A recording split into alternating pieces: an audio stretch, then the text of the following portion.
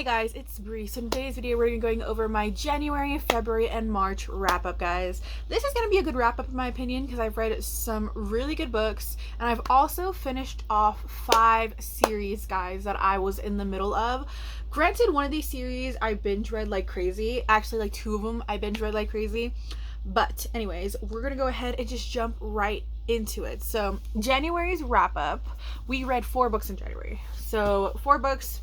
It was pretty good considering it was the beginning of the year, so not too mad about that. So we first started off with The Chase by Elle Kennedy. I thought it was very fitting for me to go ahead and start off with the Bar U series this year, since last year I read the Off Campus series.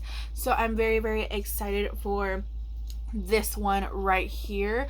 But anyways, this one is basically, I believe it's a year after the last people had graduated, but it's Summer, who is Dean's little sister. She basically gets kicked out of her college and is attending Briar U now, but from here she ends up becoming roommates with Colin Fitzgerald and 2 other of his old teammates. And basically with this, I would say it's kind of a slow burn romance. Basically, opposites attract a little bit. I wouldn't call it enemies to lovers, but there's a lot of bickering, there's banter in here, and everything like that. I really, really, really did love this book. I love Summer so much. I just love her personality and everything like that. I really do love Fitz. I'm not gonna lie. I love Fitz. He is geeky, he is tatted, he's everything. But the only thing about this that I did not like Fitz is that he downplayed his feelings for Summer so much, only because he did not want the drama with her, and I feel like he misjudged her a little bit too much. He kind of redeemed himself a little bit on later in the book, but I will say that's the only gripe I have with him. But either way, I enjoyed it. I really loved it, and it was a good start for the rest of the series. So from there, I ended up going into a fantasy, and I ended up going into Ember Queen and finishing off. So Ember Queen, this is the last book in the Ash Princess trilogy. I'm not going to say too much about the series because I don't want to say any spoilers, but oh my gosh, this book had me in tears. The last couple of pages, the last couple of chapters of this book had me sobbing my eyes out at 12 o'clock in the morning. It was so good. I feel like there were some things that I felt like kind of they resolved it and I go like, I don't know if it was fully resolved in my opinion, but either then I thought it ended so well. It was so good. I wish we had gotten an extended chapter, to be honest, just to see how it was for her after everything that happened. But either way, I really, really love this book. I really, really love this trilogy as well. And if you're looking for a good YA like trilogy, I feel like this is a good one that's really underrated. So yeah, Ember Queen, love this series. And I will say this is what took up most of my time throughout the month, even though I will say it was a little bit more slower for me to get into this, but I still loved it either way. So yeah, I really did love Ember Queen. Then from there, we ended up going into Wretched by Emily McIntyre. This is the 3rd book in the Never After series, her dark retelling series and stuff like that. This one is Wizard of Oz. And I will say this one is it Evelina? This one follows Evelina, who's basically the mastermind to her father's drug empire, his crime empire, and stuff like that. And then we have Nicholas, who is an undercover DEA agent and stuff like that. So you get, basically, this was a very interesting plot to go into, but I effing loved it so much. I'm not gonna lie, I didn't know how I was gonna feel going into this. If I was going to like Nicholas in here, if I was going to like Evelina. I'm not gonna lie, I love her so much because her father neglects her in some ways. She is such a big part of this, but she doesn't get the credit for it. And I really do love Nick because I felt like he cared for her a lot more than he should, and he sacrificed a lot for her and everything like that. And I loved his nickname for her. He called her Pretty Girl. It was so cute. I really did love this. Yeah, so this was really good. Can't wait to continue on with the rest of the series as well, because I do really love the Never After series by Emily McIntyre. And then from there, we ended up reading Punk 57 by Penelope Douglas, guys. I'm not gonna lie, this book was way different than I thought it would be. So basically in here you have Misha, who is Will Grayson's cousin in the Devil's Night series, and basically he has a pen pal that I think it was the 5th grade. Pen pals with this girl from the 5th grade. Her name was Ryan. I think that's how you say her name is Ryan. And something big had happened to him, and he stops writing letters to her. She's trying to figure out what's happening. He ends up attending her school undercover, basically, to uncover some things and stuff like that, and all this other stuff. I effing love this book. This book was so good. I really love Misha. I will say, there were times in here that Ryan kind of irked me off a little bit, because she was kind of like the undercover, like, mean girl, if you will. She wasn't a mean girl, but she was somebody who stood by what others were like in the middle of things and stuff like that.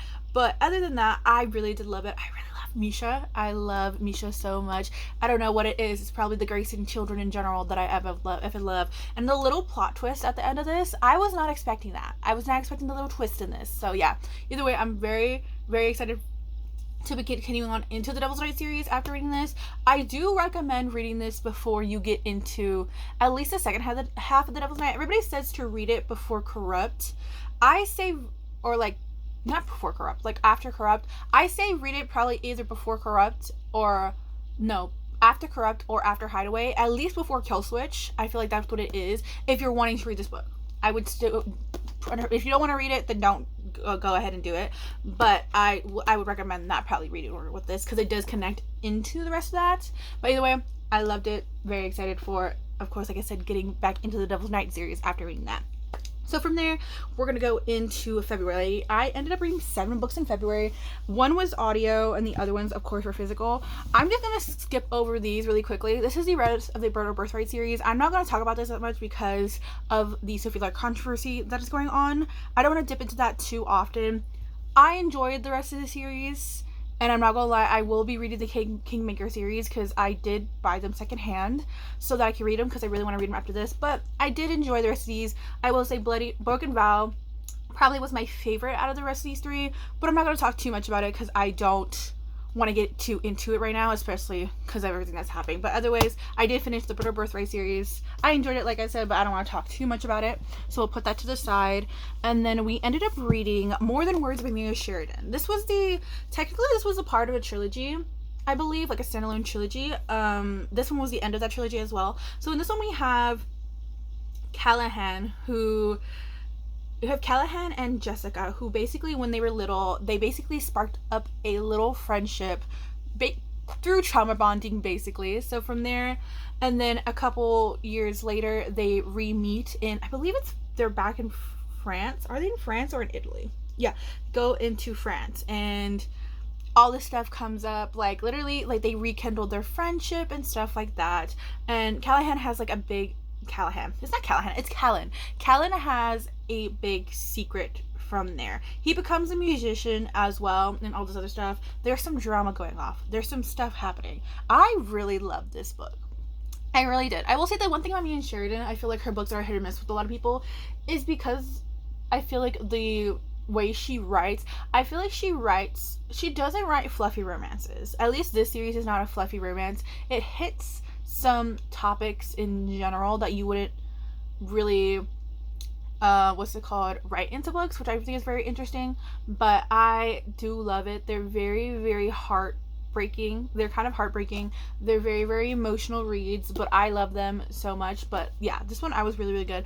I didn't really enjoy the ending though, if we're completely honest. The ending wasn't my absolute favorite, but either way, I really did love this book no matter what. So yeah, that one, of course, like I said, completed off a series for me. And then we ended up reading Leather and Lark by Bryn Weaver. This one is Lyclin, who is Rowan's brother from the first book, and then you have Lark, who is Salone's best friend. This one is basically Lyclin is a contract killer. Lark is a serial killer, of course, and they don't know that about each other at the beginning, and it's so funny to me, to be honest. I really like this book, and it is Marriage of Convenience as well, because she's trying to protect Salone and everybody else, stuff like that. So they end up getting married to protect Lycan and Salone and everybody else like that. I really like this book. I'm not gonna lie, a lot of people don't like Leather and Lark. They said it's their least favorite book. In my opinion, this may be controversial. I kind of liked it better than Butcher and Blackbird. I'm sorry. I liked it better than Butcher and Blackbird. I'm sorry. I had to say it because I'm not gonna lie. Butcher and Blackbird took me a little bit to get into. I loved it, but I think I liked this a little bit more, if we're being completely honest. But anyways, I love it.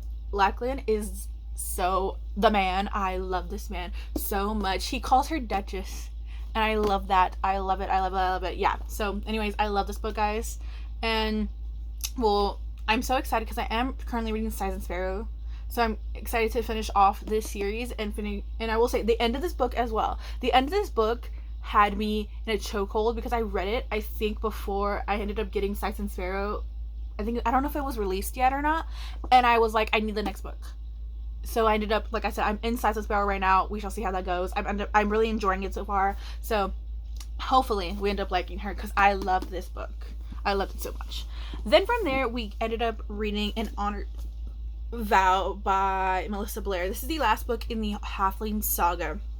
I don't want to say too much, of course, about this series because spoilers and stuff like that, and this is the last book. I will say this. Girl, why'd you do that to me? Why'd you do that to my heart? I really did enjoy this book. I did enjoy it. I loved the action. I loved what was happening. But I will say this. This isn't my favorite of this series, which is so upsetting because I thought it would be my favorite of the series. The ending of it, I have a little bit of unanswered questions from the ending. That's probably why it's not as high in my ranking for this series, because of the ending. It wasn't an abrupt ending. I feel like it wrapped up pretty well. It's just that there was one big question that needs to be answered, and it was not answered in my opinion. But anyways, from that, I loved it so much. So much heartbreak, so much pain. It was so good. This is also a series I recommend. I will say it is a underappreciated series in my opinion. Some people have heard the first book. Not many people really talk about it, but I think it is a really good series. So yeah, I really love this one, and cannot wait to jump into more fantasy as well after reading this, because after finishing a couple of fantasy series, I'm ready for a new one. So very excited about that.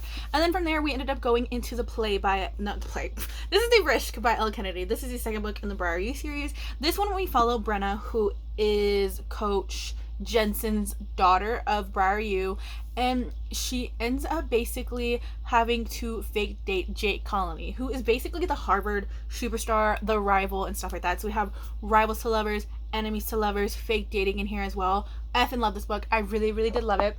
I love Brenna. I love Jake Connolly. I always forget how to say Connolly. Jake Connolly. I see the appeal of this man. This man is, he's amazing. So anyways, I love this one. This may be my favorite book of the series.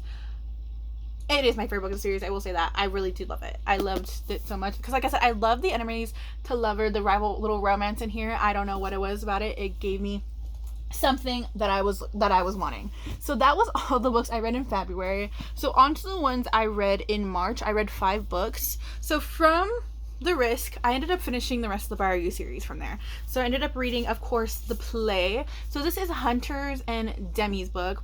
Hunter is basically trying to re-involve himself, and he takes a vow of celibacy after what happened towards the end of the last book, and stuff like that. From there, he meets Demi, who they become partners in class and stuff like that. They become really good friends, everything like that, until Demi has a breakup with her boyfriend, and she's looking for Hunter to be her rebound. So basically, it is friends to lovers. I'm not gonna lie, being in friends to lovers was not what I was expecting for Hunter's book, but I really did love it. I really, really did love it. I really enjoyed Demi's personality as well with this too. It was refreshing to see something like this. Like I said, it's a little bit different in my opinion. It is slow burn as well. So this one is a little more slow burn too. And I really did love it. F Nico though. F Nico. But yeah, I did love it and everything like that. And then we ended up, of course, doing The Dare by Elle Kennedy. So this one is Connor's and Taylor's book. This one, I believe it's Taylor. She ends up getting dared by her sorority to hook up with Connor, and they basically play the role. It's fake dating as well, and stuff like that. Friends to lovers as well, and stuff, everything like that. I really did enjoy this book. I really did enjoy it. I liked. I'm not gonna lie, it wasn't the best curvy girl plus size representation in my opinion. Same with this, because this one had like a little bit of a lack of Latina representation, because Demi is, I believe, half Cuban. There wasn't much in it. Like, you got some of the representation. I feel like we needed a little bit more. If you're gonna do a Latin representation, do a little bit more with that. I forgot to add that in that book. But this one, you have some plus size representation, which I enjoyed. It could have been a little bit better as well, but anyways, I really did like this book. But I will say, I hate to say it, this one probably is my least favorite of all. Even though I did love it, I did enjoy it, it didn't stick out to me compared to the other ones. Even though I will say I love Taylor, she is a sweetheart. And I will say the second act conflict of this book came in way too late too. For this book to be a little bit shorter compared to the rest, it came in a little bit too late. And I felt like it was too late for why was it being resolved so late as well. So yeah, anyways, like I said, really enjoyed that series altogether. Then from there, we ended up going into a fantasy. So we ended up going into The Darkness Within Us by Trisha Levenseller. This is technically the second book to The Shadows Between Us by Trisha Levenseller, which I love. The Shadows Between Us. The Darkness Within Us is her sister. How do you say her name? Chrysantha, and I do not know how to say his name, and I do not know how to say their names. But this one, basically, her husband ends up dying, and she takes over her estate. That basically is her own plan. This whole thing is to basically be able to own something of her own, not be controlled and stuff like that. But from there, she finds out that, I guess, her late husband has an heir that she had no idea about. And then from there, she's trying to get her estate back. She's trying to conjure up a plan and stuff like that. Also, while I think his name, I don't know how to say his name. Is it Eric's? Eric's has a secret. This one was very interesting to me. The trope for this, the whole romance of this was interesting, if we're being completely honest. I'm not gonna lie, I enjoyed it either way, but it's a little bit crazy. I'm not gonna lie, I didn't love it though as much as The Shadows Between Us, if we're being completely honest. I'm not gonna lie, I felt like she was just naggy a little bit, which I kind of understand, but at the same time, I felt like if she would have asked her sister for help, this whole thing would have been resolved a little bit easier. She was a little bit too prideful and stuff like that, but either way, I enjoyed it, and I did love Eric's. I did love him. So, either way, it was a good read. I enjoyed it, but it wasn't my favorite out of the two. Then from there, I decided to start the Boys of Tommen series, guys. So I ended up reading both Binding 13 and Keeping 13. So I don't want to say, I'm not gonna lie, we all know what the series is about. We have Mr. Johnny Cavanaugh, who is the rugby star. All he wants in his life is to make it to the pros and everything like that. But everything takes an unexpected turn whenever Miss Shannon, who is transferred to Tommen because she's being bullied at her own school, everything of there from churns, and she has a lot of trauma going on, a lot of secrets and stuff like that. So that's what happens in this run, and then we continue on with this one. This series broke me. I will say this, I didn't cry. I teared up a little bit, especially with the second book. This book was so good. These books were so good. I will say, the beginning of Binding 13 was a little bit slow, in my opinion, because of Johnny. And then I will say the end of Keeping 13, in my opinion, was dragged a little bit too much. But either way, I really did enjoy these books so much. Poor Shannon, she has been through hell and back. And I'm not gonna lie, all the stuff with her brothers made me so emotional for somebody who has brothers and who loves them so much. Everything about that was emotional. Everything she went through with her parents, with, you know, her old school and everything like that. And Mr. Cavanaugh coming in and basically protecting her from all that was so cute. I love Johnny. I will say at first I feel like Johnny has his flaws, to be honest, because he's very anger driven. He's very emotional that way as well, but I do love him. Shannon is so sweet. She is so innocent, and I loved it so much. And the side characters as well in here, mwah. Gipsy, loved Gipsy so much. That man has some comebacks. I loved him so much. Hated Bella, hated Ryan. and everything like that. I will say this, I know a lot of spoilers for the series, so I'm going into the rest of the series, I'm very, very hesitant to see if I would love it or not, so we shall see how it goes. But either way, I love this series. It was so good. But anyways, guys, that is all of the books I have ended up reading for the last couple of months. We've had some really good ones. We haven't had much that I hated, none that I despised or anything like that, but we did get, like I said, we got through a good amount of series. I will say a lot of this is, of course, romance heavy. I need to get more into my fantasies and stuff like that, but that hopefully is to come with my next TBRs and such. Anyways, guys, it is time to wrap up this video. Let me know down below what your last couple months of reading have looked like. Have we enjoyed what we're reading? What new releases are we excited for as well? Because there's a bunch of new releases coming out too that I am hyped for. And I will see you guys in the next video. Bye.